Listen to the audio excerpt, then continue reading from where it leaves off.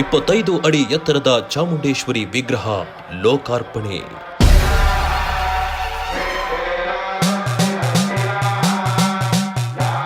ಜಯಪುರ ಪವಾಡ ಬಸಪ್ಪನ ಚಾಮುಂಡೇಶ್ವರಿ ದೇಗುಲ.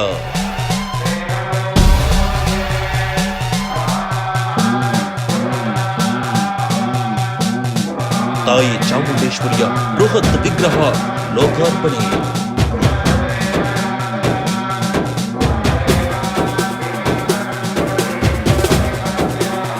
ಸ್ವಾಮೀಜಿ ಸುಖೇಂದ್ರ ನೇತೃತ್ವದಲ್ಲಿ ವಿಶೇಷ ಪೂಜೆ ಸಲ್ಲಿಕೆ.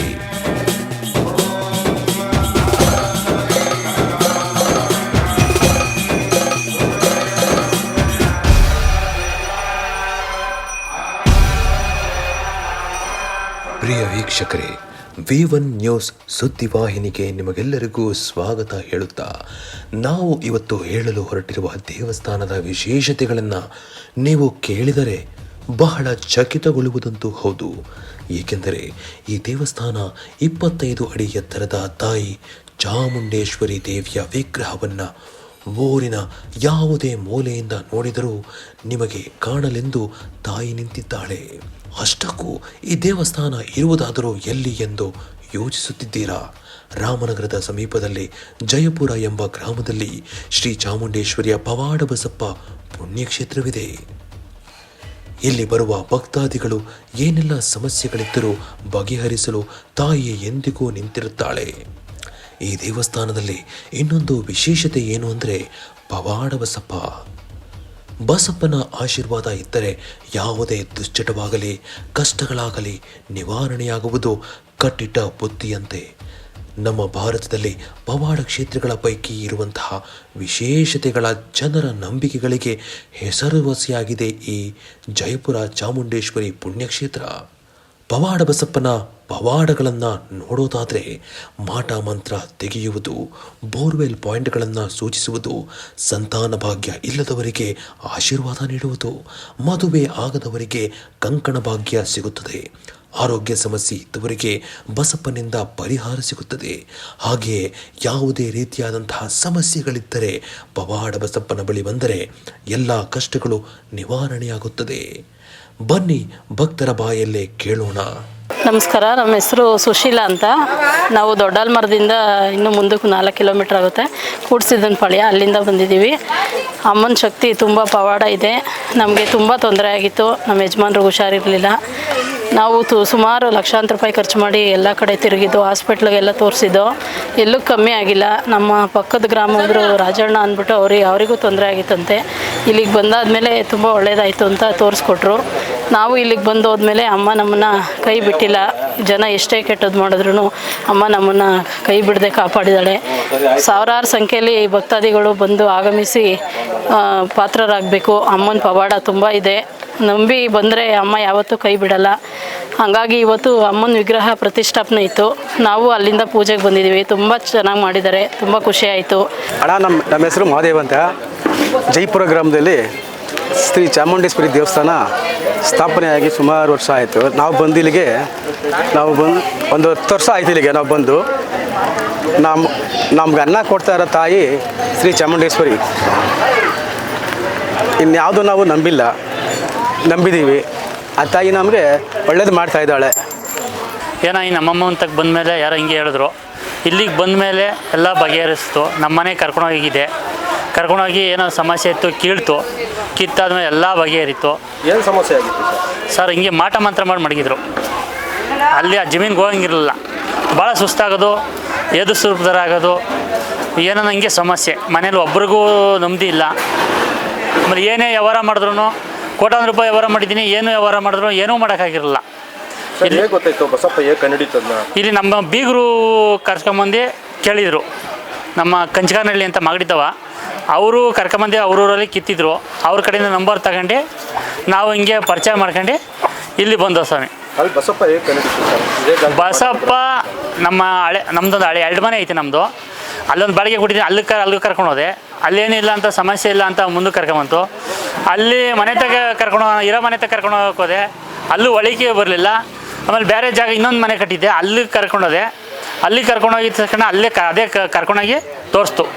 ಅದರಲ್ಲಿ ಬಲಗಾಲಲ್ಲಿ ಮಣ್ಣು ತೆಗಿತು, ಇಲ್ಲದೆ ತೆಗೀರಿ ಅಂತ.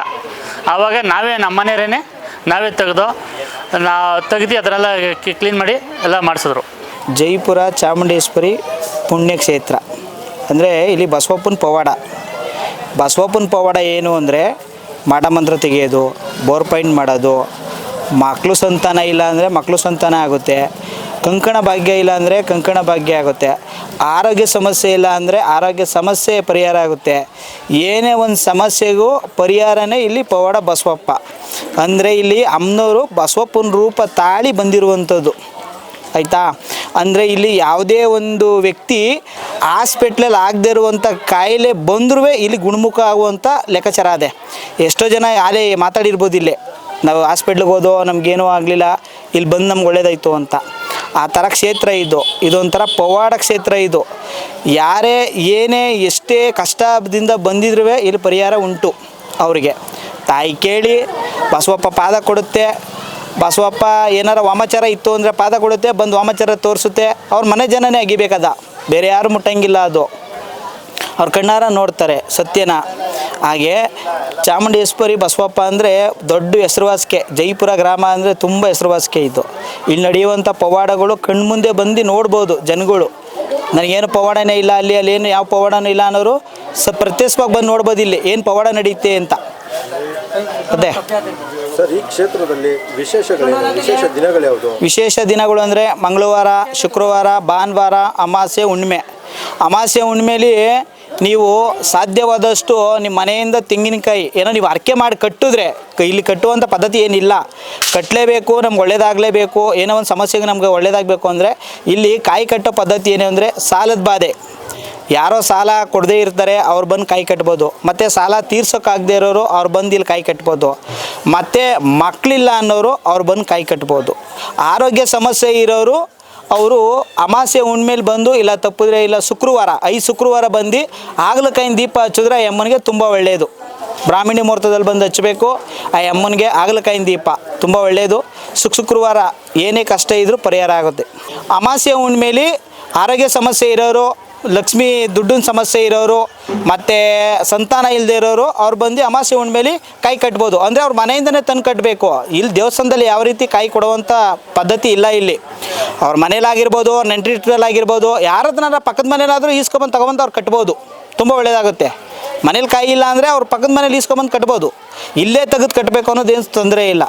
ಪ್ರಸಾದ ಅಂದರೆ ಈ ಇಷ್ಟು ದಿನ ಪ್ರಸಾದ ಇರಲಿಲ್ಲ. ಈಗ ಮಂಗಳವಾರ, ಶುಕ್ರವಾರ, ಭಾನುವಾರ, ಅಮಾವಾಸ್ಯೆ ಹುಣ್ಮೇಲೆ ಪ್ರಸಾದ ನಡೀತದೆ. ಸಾಧ್ಯವಾದಷ್ಟು ಭಕ್ತಾದಿಗಳು ಪ್ರಸಾದ ಅಂದರೆ ಅನ್ನದಾನ ಮಾಡಬಹುದು, ತುಂಬ ಒಳ್ಳೆಯದು. ನಮ್ಮ ಪ್ರಸಾದಕ್ಕೆ ಸಹಾಯ ಮಾಡಿ, ಬೇರೆ ಏನು ಬೇಡ ನಮಗೆ. ಹಣ ಬೇಡ, ಅಂತಸ್ತು ಬೇಡ, ಯಾವ ಆಸ್ತಿನೂ ಬೇಡ ನಮಗೆ. ಭಕ್ತಾದಿಗಳಿಗೆ ಬಂದು ಭಕ್ತಾದಿಗಳಿಗೆ ಒಂದು ತುತ್ತು ನಾವು ಅನ್ನ ಹಾಕಬೇಕು, ಅಷ್ಟು ಅಮ್ಮ ಶಕ್ತಿ ಕೊಟ್ಟರೆ ಸಾಕು. ಸರ್, ನಾಡಿನ ಜನತೆಗೆ ಏನು ಹೇಳೋಕ್ಕೆ ಇಷ್ಟಪಡ್ತೀರಾ? ನಾಡಿನ ಜನತೆಗೆ ಅತಿ ದೇವತೆ ಅಂದರೆ ನಾಡ ದೇವತೆ ಶ್ರೀ ಚಾಮುಂಡೇಶ್ವರಿ. ನಾನು ಈ ಮಟ್ಟಕ್ಕೆ ಹೋಯ್ತದೆ ಅಂತ ನಾನು ತಿಳ್ಕೊಂಡಿರಲಿಲ್ಲ. ಸಾಧ್ಯವಾದ ಇದಕ್ಕೆಲ್ಲ ಕಾರಣ ನಮ್ಮ ಬಸವಪ್ಪ. ನೀರಿಲ್ಲ, ನನಗೆ ನೀರು ಸಿಕ್ಕಿಲ್ಲ, ನಾನು 5-10 ಬೋರ್ ನಾನು ಹಾಕ್ತೆ, ನನಗೆ ನೀರೇ ಸಿಕ್ಕಿಲ್ಲ ಅನ್ನೋ ಜಾಗದಲ್ಲೆಲ್ಲ ನೀರು ತಗೊಡೋದೆ. ಬಸವಪ್ಪನ ಇಲ್ಲಿ ಬಂದು ಪಾದ ಕೇಳಬೇಕು. ಆ ಅಮ್ಮ ಪಾದ ಕೊಟ್ಟರೆ ನಾನು ಬರ್ತೀನಿ. ನಿಮ್ಮ ಈಗ ನಿಮ್ಮ ಜಮೀನಲ್ಲಿ ಇವಾಗ ಯಾರಾದರೂ ಮಾಡಿಸಿರೋ ಅಂದರೆ, ಈಗ ನಿಮ್ಮ ಮಾಡಿಸಿರೋದು ನಿಮ್ಗೆ ಸಮಸ್ಯೆ ಇತ್ತು ಅಂದರೆ ನೀವು ನಾರ್ಕಾರ್ ಕಡೆ ಕೇಳಿ ಇಲ್ಲಿ ಬಂದರೆ ಮಾಡಿಸಿರೋದೇ ಆದರೆ ಅಮ್ಮ ಬಲಗಾಲು ಕೊಡ್ತಾಳೆ. ಇಲ್ಲ ನಮಗೆ ಏನೂ ಮಾಡಿಸಿಲ್ಲ, ಸುಮ್ಮನೆ ಪರೀಕ್ಷೆ ಮಾಡೋಣ ಅಂತ ಬಂದರೆ ಸಾಕಷ್ಟು ಮೋಕ್ಷ ಆಯ್ತವೆ ಅದ್ರ ಕೈಯಿಂದ. ಸಾಧ್ಯವಾದಷ್ಟು ಸತ್ಯದಿಂದ ಬನ್ನಿ, ಸುಳ್ಳಿಂದ ಬರಬೇಡಿ. ನನ್ನ ಹೆಸರು ಶ್ರೀಪಾದ ಭಟ್ ಅಂತ. ಓಂ ಕಾತ್ಯಾಯನಾಯ ವಿದ್ಮಹೇ ಕನ್ಯಾಕುಮಾರಿ ಧೀಮಹಿ ತನ್ನೋ ದುರ್ಗಿ ಪ್ರಚೋದಯಾತ್. ಶ್ರೀ ಚಾಮುಂಡೇಶ್ವರ್ಯೈ ನಮಃ. ನಿನ್ನೆಯಿಂದ ಪ್ರಾರಂಭಿಸಿ ಇಲ್ಲಿಯವರೆಗೆ ಆ ತಾಯಿ ಜಗನ್ಮಾತೆಯಾದಂತಹ ಚಾಮುಂಡೇಶ್ವರಿ ದೇವಿಯ ಪ್ರತಿಷ್ಠಾಪನಾಂಗ ಕಾರ್ಯಕ್ರಮವನ್ನು ಶಾಸ್ತ್ರೋಕ್ತ ಪ್ರಕಾರದಲ್ಲಿ ಎಲ್ಲ ರೀತಿಯಾದಂತಹ ದೀಕ್ಷಿತ ವರ್ಗದ ಹಾಗೆ ಎಲ್ಲ ಪುರೋಹಿತರ ಸಮಾಗಮದಲ್ಲಿ ವಿಜೃಂಭಣೆಯಿಂದ ನಡೆಸಲಾಗಿದೆ. ನಿನ್ನೆಯಿಂದ ಎಲ್ಲ ವಾಸ್ತು ಹವನ ಹಾಗೆ ಮಂಡಲಾರಾಧನೆ, ಎಲ್ಲ ಕಲಶ ಸ್ಥಾಪನೆಯಿಂದ ಪ್ರಾರಂಭಿಸಿ ಗಣಪತಿ ಪೂಜೆ, ಪುಣ್ಯಾಹವಾಚನ ಎಲ್ಲ ಪೂಜಾರಾಧನೆಯನ್ನು ಮಾಡಿ ಇಂದಿನ ದಿನ ಬೆಳಗ್ಗೆ ಪ್ರಾತಃ ಕಾಲದಲ್ಲಿ ಪ್ರಾತಃ ಸೇವೆ ಹಾಗೆ ಸುಪ್ರಭಾತ ಸೇವೆಯಿಂದ ಪ್ರಾರಂಭಿಸಿ ಕಲಶಾರಾಧನೆ, ದೇವರಿಗೆ ಫಲ ಪಂಚಾಮೃತಾಭಿಷೇಕವನ್ನು ಹಾಗೆ ನವಗ್ರಹ ಹವನ, ಹಾಗೆ ದುರ್ಗಾ ಹವನ, ಹಾಗೆ ಎಲ್ಲ ರೀತಿಯಾದಂತಹ ಹವನವನ್ನು ನೆರವೇರಿಸಿ ದೇವರಿಗೆ ಮಹಾ ಕುಂಭಾಭಿಷೇಕವನ್ನು ಪುಣ್ಯಕಾಲದಲ್ಲಿ ನೆರವೇರಿಸಿದ್ದೇವೆ. ಎಲ್ಲ ದೇವರಲ್ಲಿ ಪ್ರಾರ್ಥನೆಯನ್ನು ಮಾಡುತ್ತದೆ. ಓಂ ಜಾತವೇದಸೆ ಸುನವಾಮ ಸೋಮಮ ರಾತೀಯತೋ ನಿದಹಾತಿ ವೇದಃ ಸನಃ ಪರಿಷತತಿ ದುರ್ಗಾಣಿ ವಿಶ್ವಾನ್ನಾವೇವ ಸಿಂಧುಂದುರಿತಾತ್ಯಗ್ನಿಃ ತಾಮಗ್ನಿವರ್ಣಾಂ ತಪಸಾ ಜ್ವಲಂತಿಂ ವೈರೋಚಿನೀಂ ಕರ್ಮಫಲೇಷು ಜುಷ್ಟಾಂ ದುರ್ಗಾ ದೇವೇಗಂ ಶರಣಮಹಂ ಪ್ರಪದ್ಯೆ ಸುತರಸಿ ತರಸೆ ನಮಃ.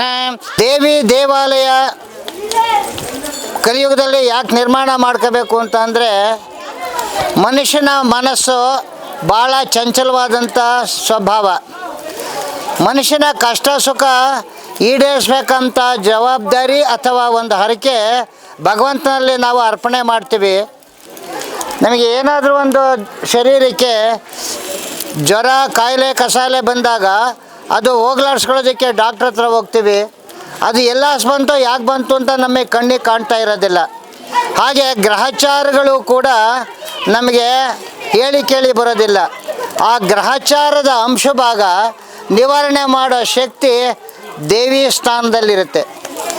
ಏನೋ ಯದ್ಭಾವಂ ತದ್ಭವತಿ. ನಾವೇನು ಮನಸ್ಸಿನಲ್ಲಿ ಕುರ್ತ್ಕೊಂಡು ಏನು ಕೇಳ್ಕೊಳ್ತೀವಿ, ಕಾಯವಾಚ ಮನಸ ತ್ರಿಕರಣ ಶುದ್ಧಿಯಿಂದ ತಾಯಿ ಸನ್ನಿಧಿಯಲ್ಲಿ ಒಂದು ಫಲ ಸಮರ್ಪಣೆ ಮಾಡಿ ಆ ಫಲದ ಸಮರ್ಪಣೆ ಫಲ ನಮಗೆ ಅನುಕರಿಸ್ಕೊಡಪ್ಪ.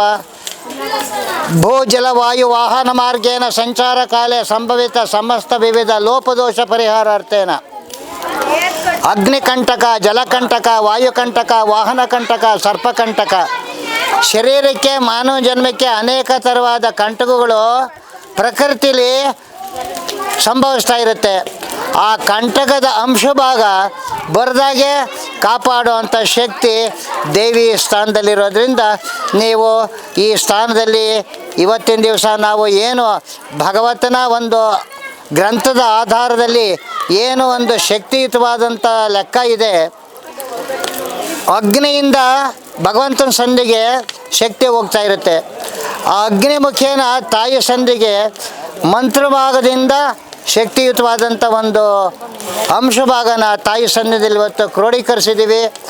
ಮುಂದೆ ಎಲ್ಲ ಭಕ್ತಾದಿಗಳು ನಮ್ಮ ಮನಸ್ಸಿನಲ್ಲಿರ್ತಕ್ಕಂಥ ಹರಕೆನ ನೆರವೇರಿಸ್ಕೋಬೇಕಂದಾಗ ತಾಯಿ ಸನ್ನಿಧಿಗೆ ಒಂದು ಫಲ ಸಮರ್ಪಣೆ ಮಾಡಿ ಆ ಫಲ ಸಮರ್ಪಣೆಯಂತೆ ಒಳ್ಳೆಯ ಫಲ ನಮಗೆ ಕೊಡಿ ಅಂತ ಹೇಳ್ಬಿಟ್ಟು ಕೇಳ್ಕೊಳ್ಳೋವಂಥ ವಿಚಾರ ಇದೆ.